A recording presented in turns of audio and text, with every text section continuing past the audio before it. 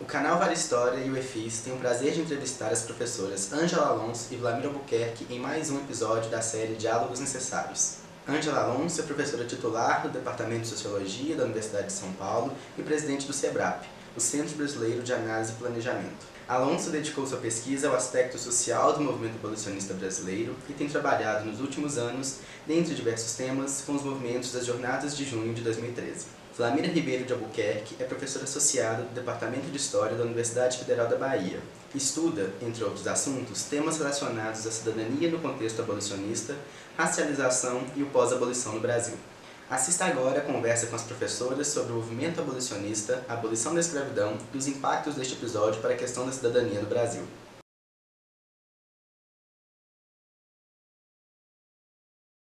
Gostaríamos, primeiramente, de agradecer a disponibilidade de vocês para essa conversa. Muito obrigado, professoras. Obrigada. Professoras, o livro Flores, Votos e Balas, de Ângela Alonso, mostra como o projeto abolicionista previa, na concepção de alguns grupos, uma abolição seguida por reformas políticas que forneceriam um amparo aos libertos, a fim de que alcançassem certo estatuto de cidadania no pós-abolição. Pautas como a proteção aos libertos, garantia de direitos sociais e da pequena propriedade estavam colocadas entre alguns abolicionistas, como Manuel Dantas. Entretanto, após uma fase de conflitos entre o movimento e o contramovimento, o resultado é uma lei simples e que deixa de lado todas essas questões. A Lei Áurea de 1888. Dessa forma, professora Ângela, de que maneiras podemos compreender o abismo entre essas ideias que circulavam no pré-abolição e o texto da Lei Áurea? Bom, tem um abismo que nasce da própria luta política. Os abolicionistas não estavam sozinhos, eles enfrentaram durante todo o processo os escravistas. Então, quando essas ideias chegam a uma posição de deliberação governamental, que é durante o governo do Manuel de Souza Dantas, em 1884, há uma forte oposição no interior das instituições políticas e fora delas pelo escravismo organizado. Então tem aí uma grande dificuldade de avançar essas ideias, porque nem as instituições políticas, em sua maioria, apoiam essas ideias, e nem tampouco a sociedade, na sua maioria, apoia. Você tem uma divisão do interior do sistema político que representa uma polarização social também. Então, ao longo dos anos seguintes, essa luta continua, e o final dela é uma solução de compromisso, no sentido de que os abolicionistas não tinham condições políticas, não tinham força bastante, nem na sociedade, nem nas instituições, para passar o seu projeto integralmente. Mas os escravistas também já não tinham capacidade repressiva, nem força política suficiente também para manter a escravidão, que afinal estava desaparecendo no mundo todo. Então a lei acaba exprimindo esse empate entre os dois lados, e é por isso que ela não aprova a pauta abolicionista em si, mas apenas o fim da escravidão.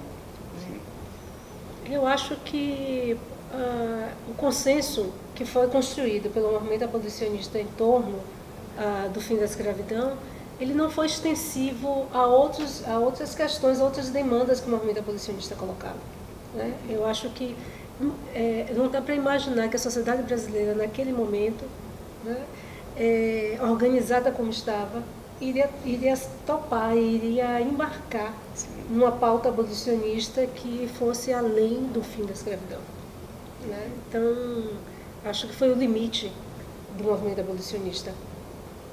Não vejo como fosse possível, por exemplo, chegar à reforma agrária, que era uma pauta, digamos que mais radical do movimento. Professora Wlamir, tendo por base o conceito de racialização mobilizado por você no livro O Jogo da Dissimulação, nós gostaríamos que explicasse como as ideias de cidadania foram interpretadas por parte dos escravizados e emancipados no pós-abolição.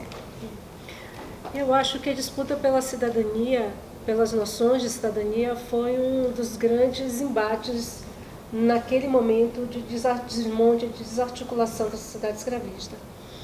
E a gente vê surgir várias noções de cidadania naquele contexto.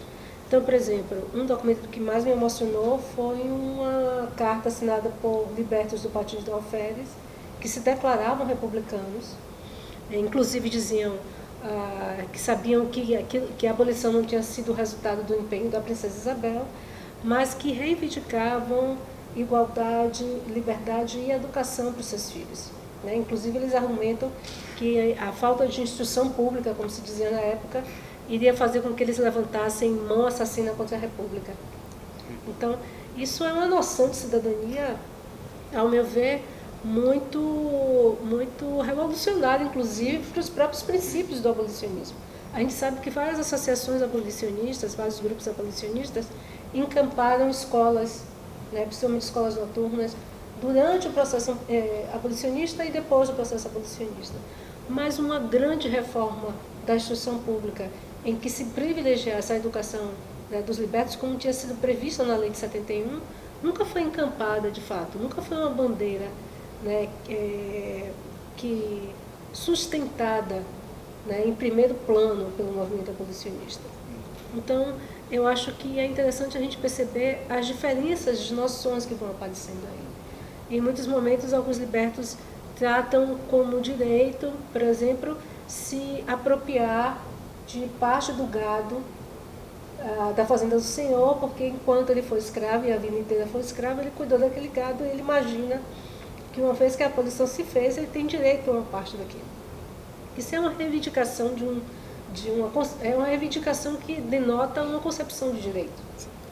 Eu acho que tem também, entre os próprios abolicionistas, no pós-abolição, dois grandes projetos assim, de cidadania que são competitivos entre si, na verdade. Um que tem essa ênfase maior nos direitos políticos e civis, que pensa a cidadania, então, mais nesse formato de liberal e de livre mercado, em que as pessoas vão buscar suas oportunidades.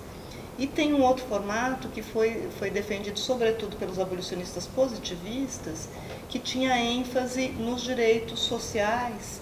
E eles são o único grupo que faz uma campanha permanente pelo aproveitamento dos ex-escravos como trabalhadores, mas também pela concessão de cidadania plena para eles. Quer dizer, eles não pensam na imigração como uma solução para a mão de obra.